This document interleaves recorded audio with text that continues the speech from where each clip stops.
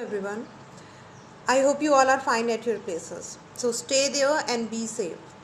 Second thing, I want to congratulate to you all as whatever efforts you are putting for your studies, even from your homes. Whatever homework I am receiving, you are just performing your best, even in those notes and question answers. Everything you are doing well.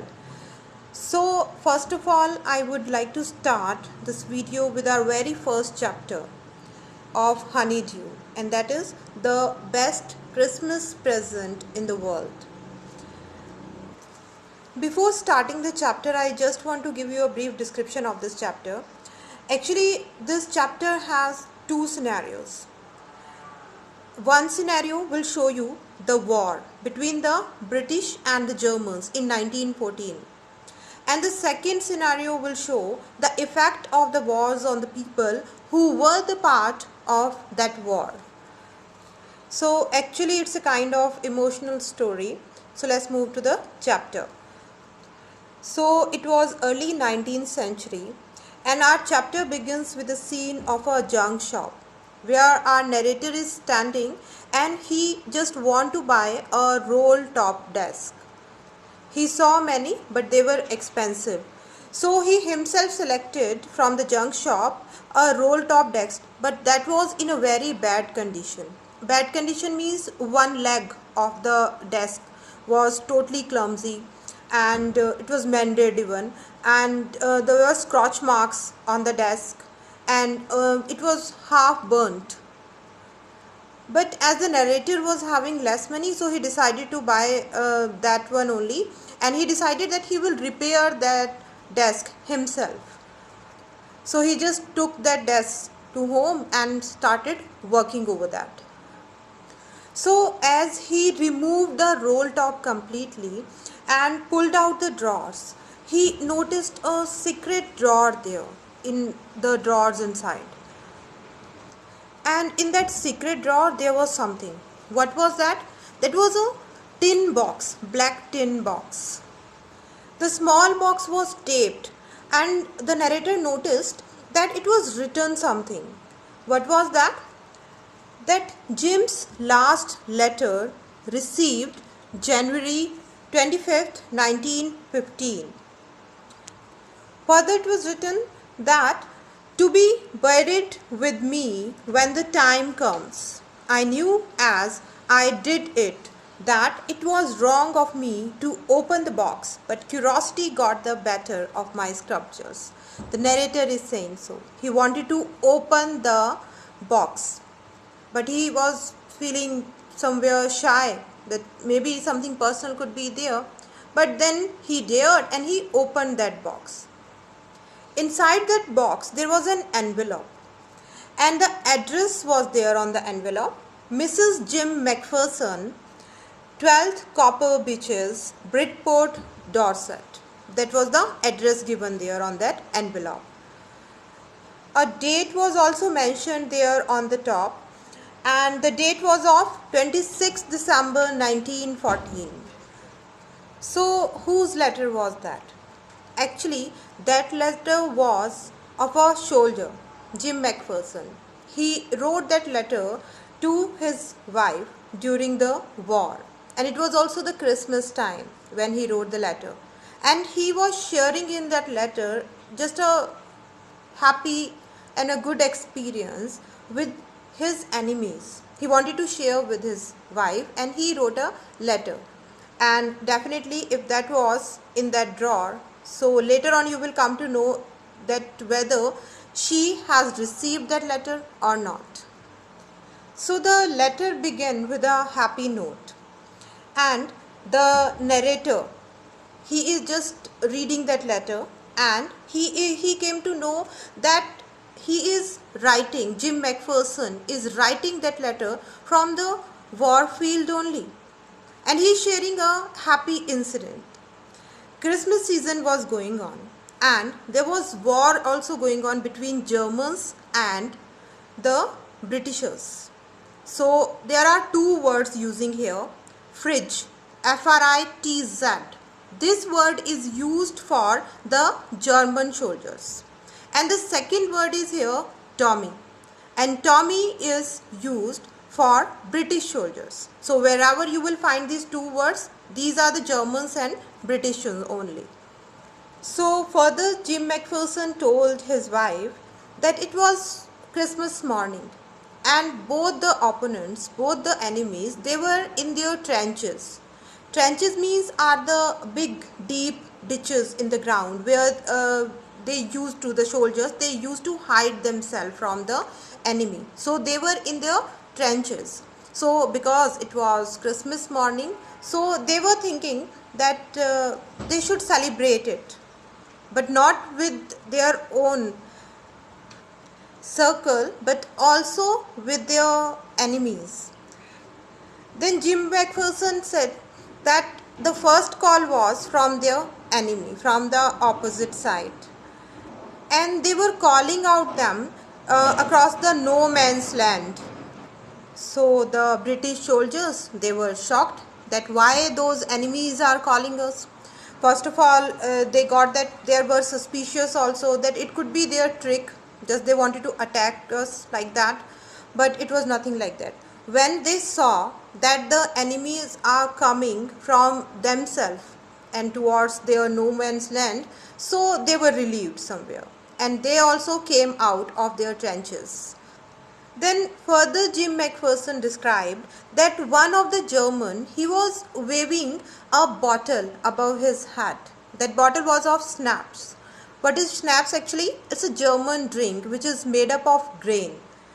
And then suddenly they saw that dozens of soldiers, they were coming across the no man's land. So the opposite party, Jim McPherson's, was there. So they also actually gave them a warm welcome. So a Frizz officer, Hans Wolf, he first of all approached Jim McPherson. And Jim McPherson is further describing to his wife that you cannot understand my feeling. I was so overwhelmed. So Hans Wolf, he gave a warm gripping to Jim McPherson, and then he told him that Hans Wolf was from Dorset and that Dusseldorf is again a place given there, a name of the place. He is saying, and he used to play the cello in an orchestra in that place, and he wished Jim Merry Christmas. So in reply, Jim also told Hans Wolf about himself, and Jim also told that he was a school teacher and he is also from Dorset in the West England. So as Jim told him that he is from England, so Hans Wolf also started sharing his knowledge about England, and he also accepted that he never been ever to be in England, and whatever knowledge he had about England and Dorset, this is just because of the school books, means whatever he read in the books about England. Means both the parties had shared their personal, professionals and their emotional feelings with each other. So further Jim McPherson wrote that I hadn't seen such a Christmas party ever in my life. There was smoking, there was dancing, then they cut a marzipan. Marzipan is actually sweet covering cake, which personally German, they used to eat that dish. That's not a cake actually, but it is just a form of cake only. Some of the soldier, he just brought out a football from somewhere. And now imagine the scene where two enemies are just playing the football in the middle of no man's land. There was just cheering, there was clapping, there was stamping of feet, but no hatred, no war. Then Jim McPherson is writing that I first time took the mingling breath in that air. Mingling breath means there was no negativity from any of the side. There was just friendship.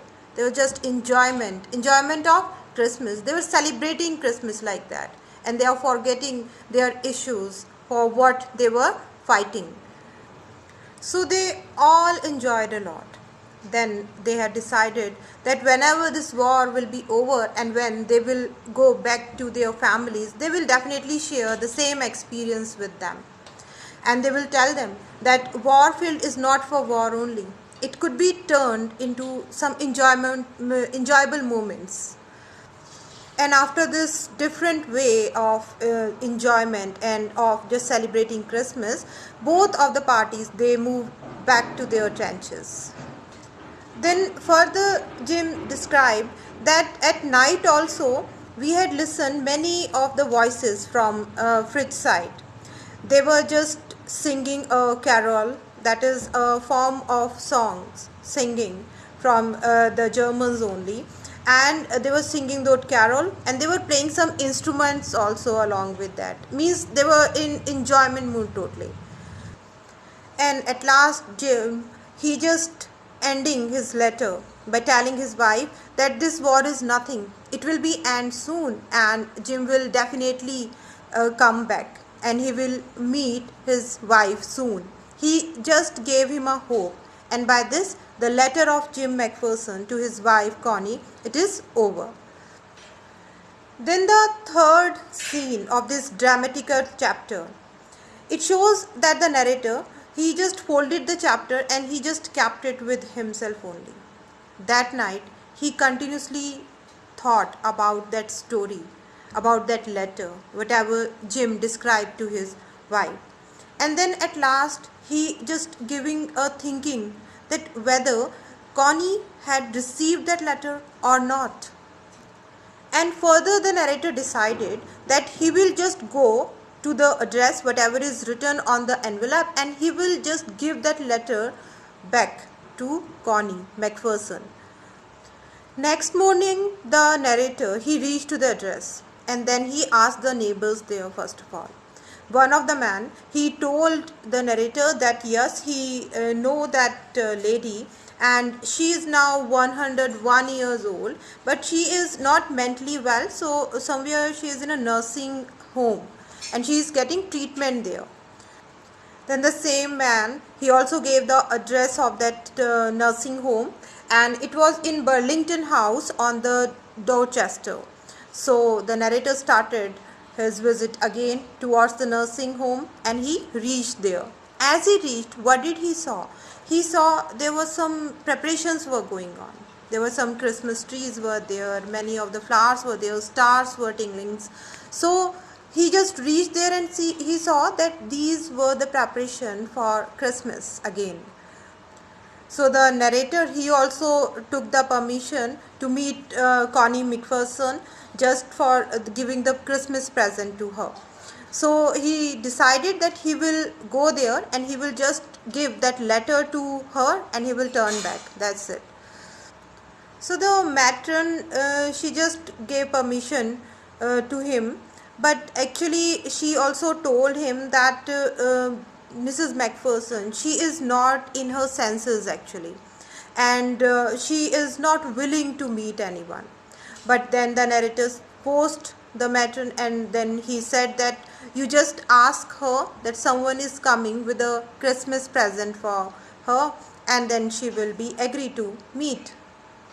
So as the narrator, he just went into Mrs. McPherson's room, what did he saw? He see that the old lady was sitting in a wheelchair and her hands were folded in her laps, and she had silver white hair, totally old lady, as it was told earlier that she was 101 years old.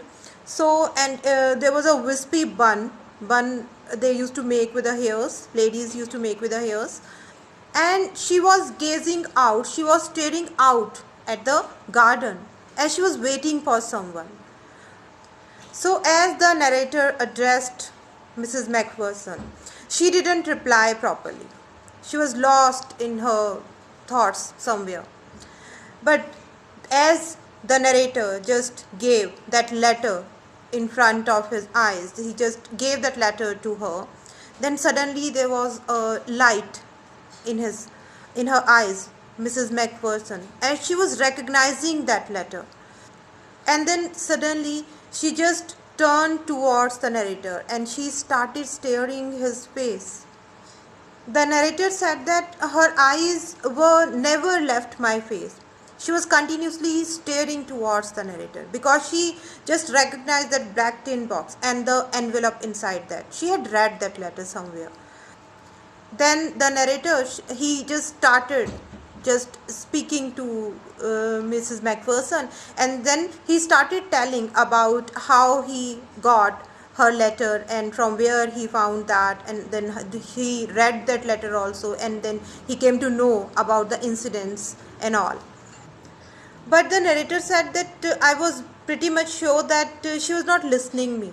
Actually, she was staring to the narrators, but she was in her thoughts still, as she was waiting for someone. For whom? For her husband she was waiting, who just promised her that he will surely come back, he will meet her on, and he will give the best Christmas present to her. And then suddenly, what happened? That her eyes were filled with tears. And then she spoke something. And what did she say? She said that, "You told me you would come home by Christmas, dearest," she said, "and here you are, the best Christmas present in the world. Come closer, Jim, dear, sit down." Means she is just calling the narrator Jim, her husband. She is just in dilemma that that person who is giving that letter to her, that was her very own husband. The narrator was moved, and then he just sat down beside her. Then the narrator said that she told me that I read that letter. She read that letter so often and almost every day. Means that letter she received. And that was just because of few incidents that she had lost that letter, and that roll top desk that was also related to the same.